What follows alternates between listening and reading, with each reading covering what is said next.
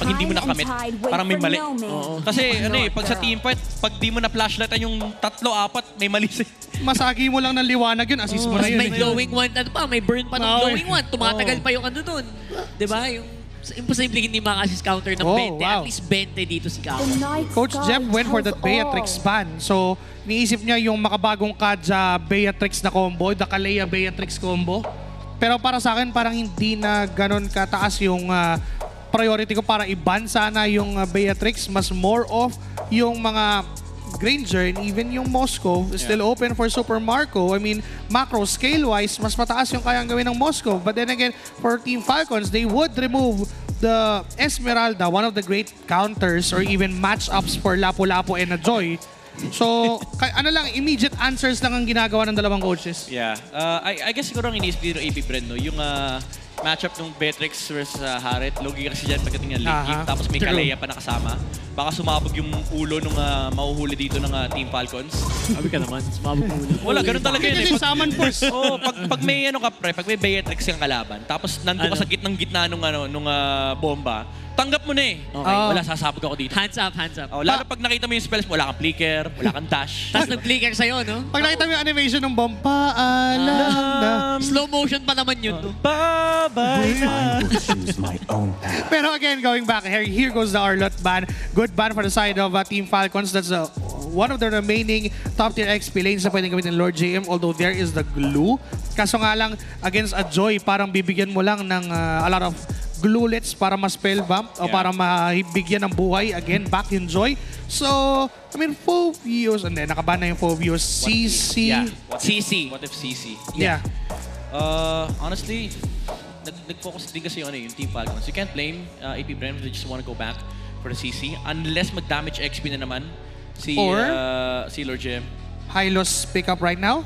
Para I like the Hylos. Hylos Rosen and the Hylos Harit combo. I mean, ang lagkit niyan. Pero wow, badang. They want to go, we're talking about safe. Gusto nila spicy. Okay. Want to go for that big wombo combo dun sa combo with the CC. I guess may CC immunity versus the Kalea. Honestly, I would have liked the Hylos more kasi may surefire May latag eh. control ka sa may surefire control ka sa Joy, and it's also a revitalized holder. Kaso feeling ko naisip din nila na baka pag nag-Hylos ngayon ang side ng AP Bren, Akari pick up would the show para sa Team Falcons. There goes the Grangers, there for Super Marco, do not fix what's not broken, and the Louie would add that spice naman for the side of Team Falcons kasi you would expect a Joy to go to the back lanes, but you wouldn't expect where it would come from. Actually, yung Team Falcons lineup dito, pambombahan talaga yung damage halos lahat ng lane nila, buong lanes. Ito yung naalala ko parang sila din AP Bren din yung nag-pull off nung ganito, yung Joy, Louie, ngayon Team Falcons sa may hawak. Naalala ko yun kasi yun yung yun yung arthritis analysis ko eh. Ipapadala mo Nag-proc yung arthritis ko men eh. Actually, nag-proc din ngayong araw eh. Ngayong araw. So may marker pala siya. Anyway, last pick. Get well soon, midnight. Thank you. But eto, pwedeng i-Hylos pa to actually. Kaya pa? Yeah. Doable. Put that badang on the XP. Kasi CC. there goes the CC. So, ang remaining worry ko na lang for AP Bren would be the lack of immediate crowd control. All they have is that badang, although maganda yung layer nun with that Zoshin. True. Pero if it won't connect, wala nang panggagalingan. By the way, both lineups, no hard tanks. Action Jackson. Kung pindutan talaga ang galawan dito, ang ganda, ang ganda. Lahat sila sinusuot. Lahat sila pantalon. Okay, I get it. Nice one, nice one. 7 out of 10. 7 out of 10 pwede. 6. Thank you. Thank you for 7 support. out of 10. Lahat sila ay pwede ring damit kasi Dahil? palaban. Ayun. Lahat sila Anyway. ay maanghang. Bakit? Dahil spicy. Okay. Okay. Sige. 4 out of 10. Here we go for game number 2 here. For our first match, malapit tayo sa ating halfway point. Again, one team will come out on top here for sure with a point, and hindi sila ang number 8. So yun yung so yung mga players natin, sabi kanina, sino ang top 8? Ngayong week pa lang. Pero for the 2 pick for the side of Team Falcons, it would really add up this unpredictability na meron, not unless masyadong mataas yung game sense ng AP Bren that they know kung saan manggagaling yung Louis. Kasi most of the times, yun yung mga nagiging sagot ng teams against sa Louis eh.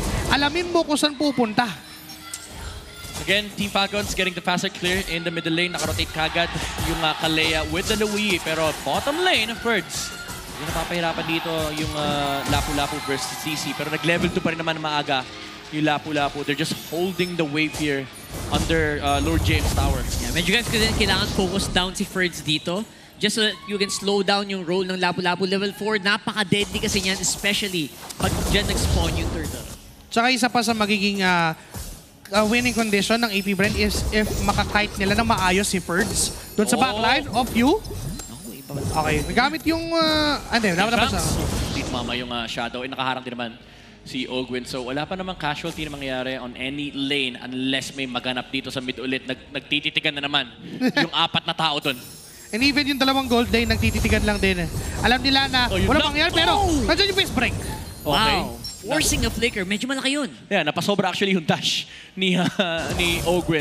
And umabot siya sa ilalim ng tore ng AP Bren. Kyle TZ. Exomado, hinahabol dito si Kyle TZ. Wala na yung electrifying beats. Makakatakbo ba? Shadow kill ni James Banks. Andun yung pangalawang Shadow and mamamatay si Kyle TZ. Overextension all across the place for Team Falcons. Medyo kinalawan pa nga ni James Banks doon. Bumalik pa palayo ng Shadow, tapos bumalik ng isang Shuriken. Pero again, that's the advantage of the Hayabusa against the Joy. Yun Yes. din yung downside niya kasi they have to fight face-to-face. Yeah. Diba? Oh. Wala silang laban sa range. Malaki yung question doon. Na-disjoint yung Shadow kill for some reason. Oh, teka lang. Dito sa may baba, ayun, natali si Critical. Ferds at si Ogwin dito. Bravest Fighter, ginamit na ni Ferds pero nandoon pa Nabuhat. yung paangat ni Aqua X-Nova. Finding view on the left side. Wala pa naman damage, however, but AP Bren, they are gonna be starting ito. Aabot pa rin si Kyle TZ. Nandoon yung electrifying beats pero di pa niya ikakasa. Magkakaroon muna ng konting chacha rito between Falcons and AP Bren. Reset para sa pag-go. 5v5 yan. They're getting into position. Kyle easy humaharap. Nakaharap na nga yung Joy pero nandoon yung stun and James James pa rin. Makakuha ng pagkong hinahabol pa niya rito si Kyle TZ pero sa may bandang kaliwa. Zaman Force ginamit na rito ni Shizu and lumalaban sila dito sa harap ni Owen. Tutumba yung Kalea, James Banks. Namatay ni Ferds. Yung Hayabusa rito ng AP Bren pero nandoon yung stun kumonekta. Mula rito sa Batang and si Ferds ay tutumba na. Lord Jim securing that kill and AP Bren winning that skirmish. Very hard punish coming in from AP Bren this time around.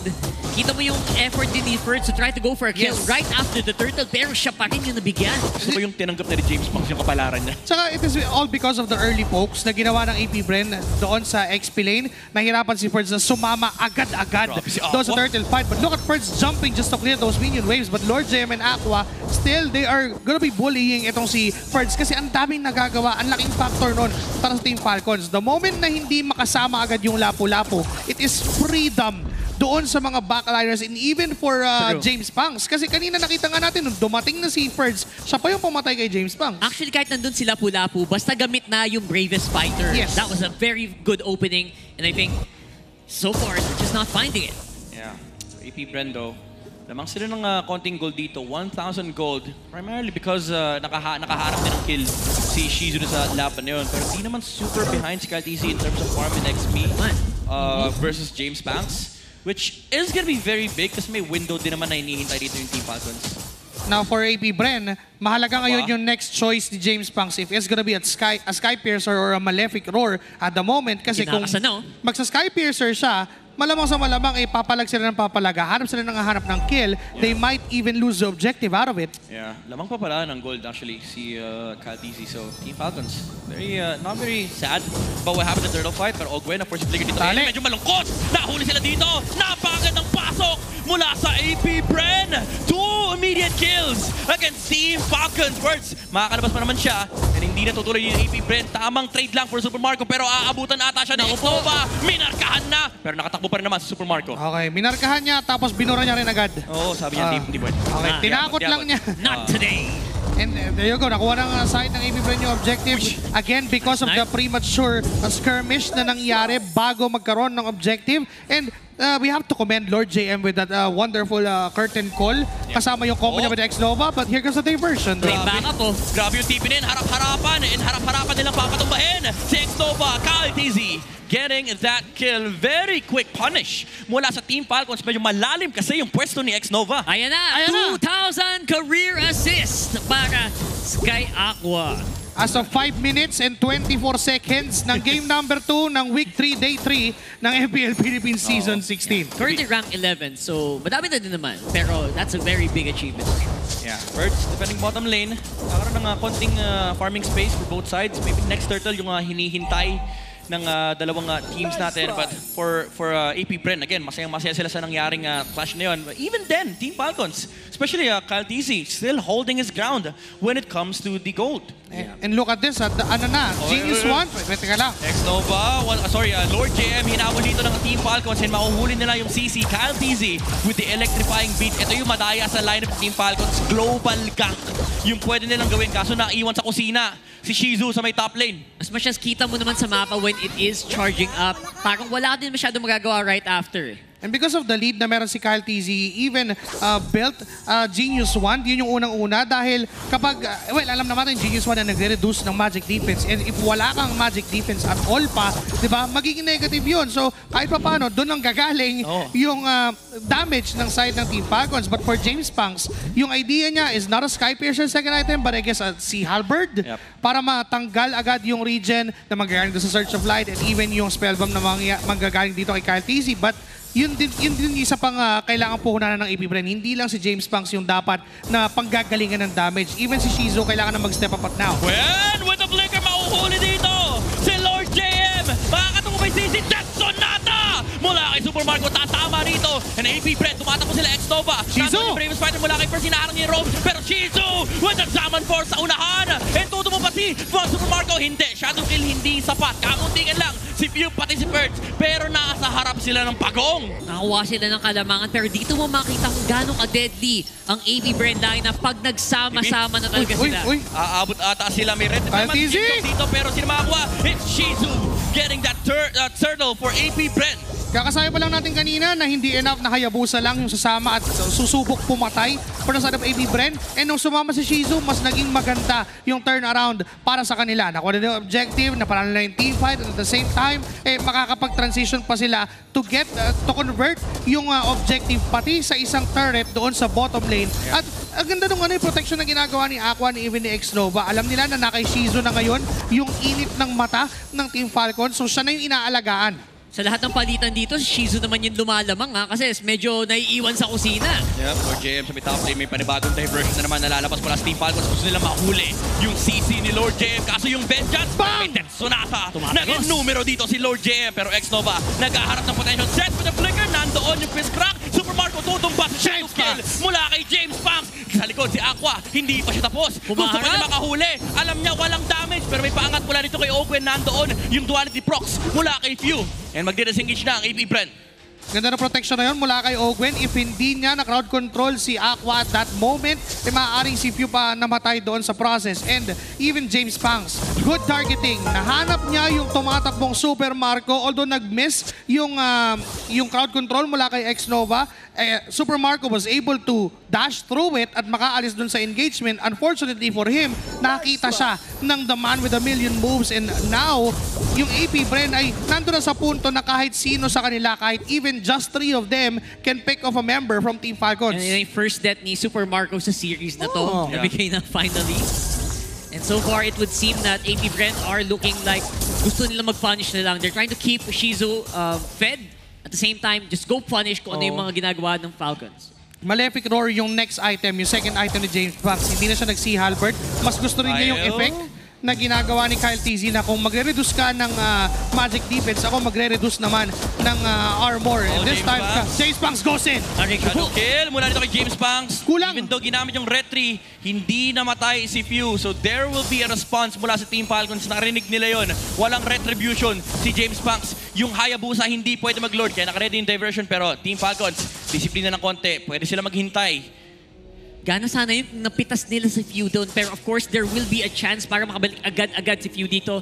Pwede nga siya diversion na pabalik, pero hindi na kailangan. Naglakad na lang sila, and they're gonna have to reset for this Lord again. Ito yung inaabangan natin if they would go straight on dun sa laban or if they will go for a diversion na hindi na alam ng side ng AB Bren kung saan manggagaling. Hindi nila hinahawakan yung may death bush doon sa taas, kaya pwedeng doon pumunta ang Team Falcons. Yung Lord naman ang hawak nila in their case. But KyleTzy and Ogwin, ang ganda rin ng pwesto nila eh. Kasi whoever clears that minion wave on the middle lane, pwede nila i-burst down. Yeah, nakakagat yung diversion of Q1. Naghihintay sila ng potential pick-off in siguro sa likod ng AP Bren. Kaso ayun, naka-cover Okay. si Shizu. Kanina pa niya binabatuhan ng Synchrofusion yung mga bush just in case may nakatago dito from the side of Team Falcons.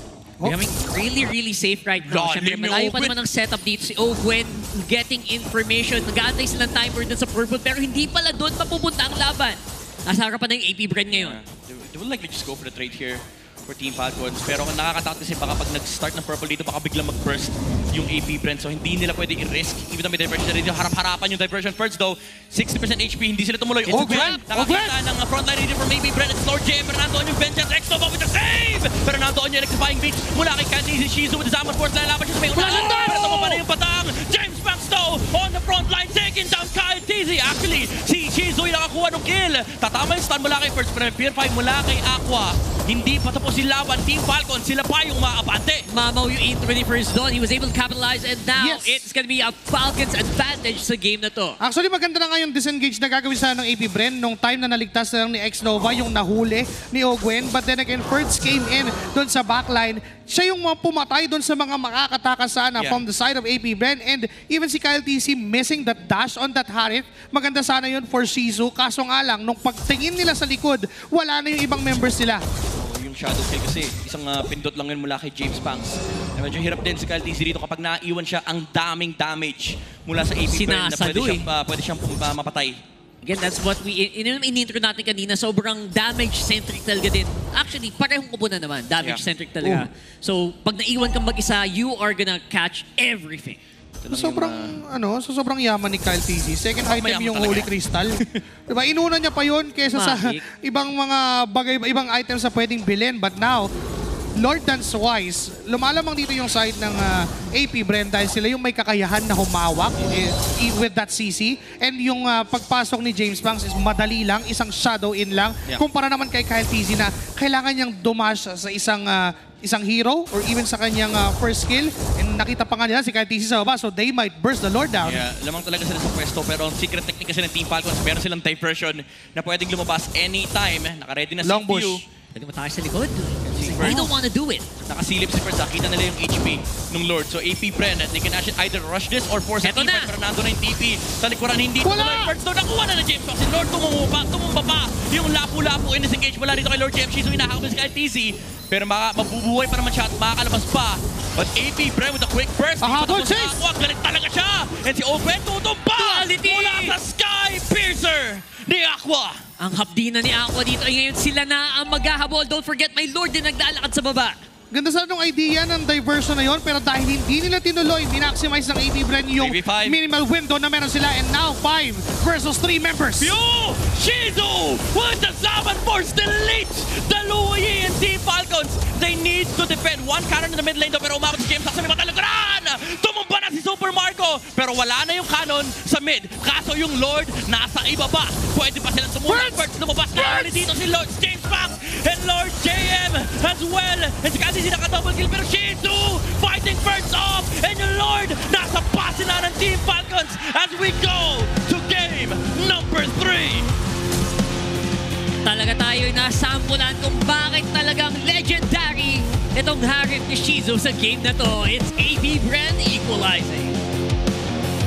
Okay na sana eh. Pumindot na rin eh. Nakipagsabayan sa Microhan ang Team Falcons that time. Pero dahil may Lord na hawak ang side ng AP Bren, nakita na ni Shizu, it is the same thing na nangyari last time nung championship Harith niya. Nung nakakita siya ng opening na kaya niyang tapusin yung laban, he finished the game. Yeah, and ito yung na-require. Ito yung nare-require ng keys to victory for AP Bren. Be very decisive on the late game fight. You saw how decisive Shizu was. Sabi niya, wala naman crowd control eh. Okay, endable. Tapos, Luyi, pag ako di tinamaan nung unang nagbato si Few ng first kill. Okay, Zaman Force, dash, patay. Ganda rin sana nung attempt ni KyleTzy if meron pa siyang ulti at that